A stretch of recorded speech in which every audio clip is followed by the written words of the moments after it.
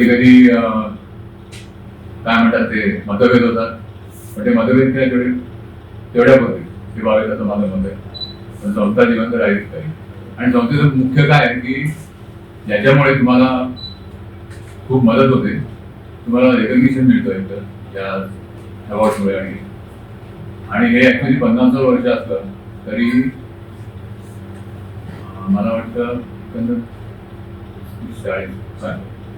36 वर्ष अवॉर्ड्स आहेत त्या 50 वर्षामध्ये.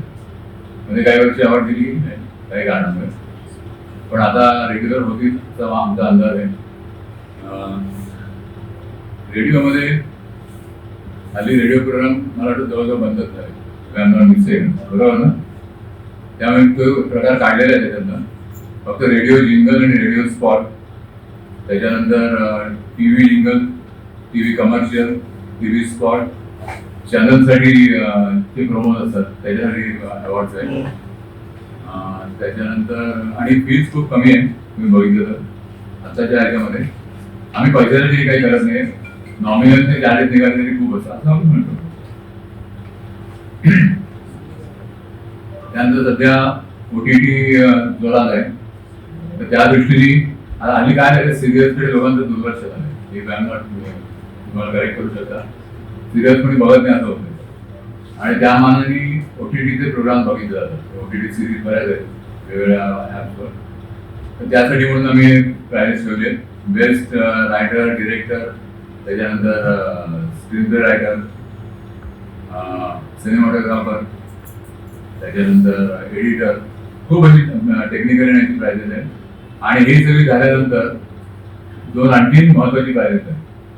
आता ते पुरस्कार कुठले आहेत ते तुम्हाला सांगतो. लहानपणापासून या क्षेत्रात काम करणाऱ्या आत्ताच्या सिनियर सिटीजनसाठी हा पुरस्कार आहे, म्हणजे मेल आणि फिमेल. तुम्ही नावं सध्या मी तुम्हाला एकच नाव सांगतो, अमिताभ बच्चन.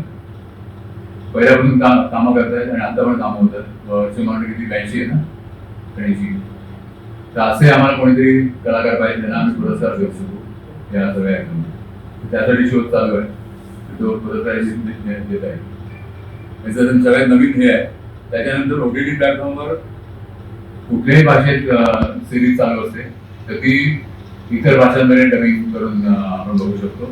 त्यासाठी पण बेस्ट डबिंग आर्टिस्टसाठी अवॉर्ड आहे, हे स्पेशल अवॉर्ड आहे यावरती. त्यामुळे आवाजाच्या बाबतीत रेडिओ, TV आणि OTT सगळीकडे रेकग्निशन आहे सगळ्या कलाकारांना. तुम्ही हे बघू शकता. म्हणजे त्याच्यानंतर आणखीन एक महत्वाचं म्हणजे हल्ली आपण बघतो बातम्या कर्णकर्कश आवाजात दिल्या जातात. म्हणजे पुढे लढाई चालू आहे तर इस्रायलमध्ये आणि त्याच्या बातम्या आपल्याकडे येतात ते ओव्हरऑल अशा एवढ्या जोरात दिल्या जातात की जसं की आपल्या समोर काहीतरी घडतंय, पण ते काही घडत नसतं आणि ते खोटं आहे, थोड्या दिवसांनी कळतं अशा बातम्या असतात. त्यामुळे आम्ही त्याच्यासाठी खास प्राइज दिले, best news channel, best news presenter. आता ते कसा चांगला असावा हे तुमचं मत आहे, त्याप्रमाणे तुम्ही रेकमेंड करू शकता या अवॉर्डसाठी. खूपच बातम्यांची वाटच लागली तुम्ही असं दिसतंय. एक दोन बातम्या मला बॅनर खाली घेणार आहात आणि कुठल्या काय कॅटेगरीमध्ये असेल त्याबद्दल थोडक्यात. आपण सगळ्यांनी, मी रत्नाकर तारदाळकर, रापा या संस्थेचा मी फाउंडर मेंबर आहे. आज आम्ही जी पत्रकार परिषद बोलवली होती त्याचा उद्देश एवढाच आहे, हे संस्थेचं 50वं वर्ष आहे आणि यावर्षी नेहमीप्रमाणे पुरस्कार देण्यात येतील रेडिओ, टेलिव्हिजन आणि OTT प्लॅटफॉर्मवरच्या क्षेत्रातल्या आर्टिस्टना, तंत्रज्ञान. आणि रापा पुरस्कार मिळवणं हे म्हणजे प्रतिष्ठेची गोष्ट मानली जाते या क्षेत्रामध्ये. आणि रेडिओ, टेलिव्हिजनच्या माध्यमातल्या लोकांना, वेगवेगळ्या क्षेत्रातल्या लोकांना त्यांच्या कामासाठी हा पुरस्कार दिला जातो.